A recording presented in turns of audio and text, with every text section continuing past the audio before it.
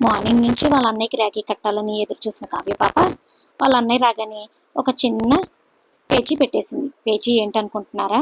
నేను రాఖీ కట్టాలి అంటే నాతో నువ్వు చెస్ గేమ్ ఆడాలి అని పేచీ పెట్టేసింది. సరేలే, ఎలాగోలా వాళ్ళ అన్నయ్యని ఒప్పించుకుంది, రాఖీ కట్టేసేసింది. అయితే రాఖీ కట్టేశా కదా, మరి నా గిఫ్ట్ ఏంటి అని అడుగుతుంది.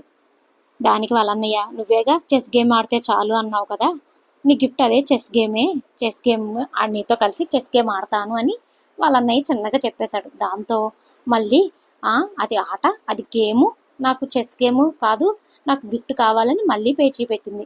దాంతో ఇక వాళ్ళ అన్నయ్య తన కోసం కొనుక్కొచ్చిన ఒక హ్యాండ్ బ్యాగ్ని గిఫ్ట్గా ఇచ్చాడు.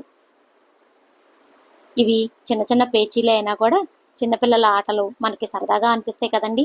మీ ఇంట్లో కూడా రాఖీ పండగ సెలబ్రేషన్ని ఎలా సెలబ్రేట్ చేసుకున్నారు మీ పిల్లలు? అలాగే మీ అందరికీ కూడాను రాఖీ పండగ శుభాకాంక్షలండి.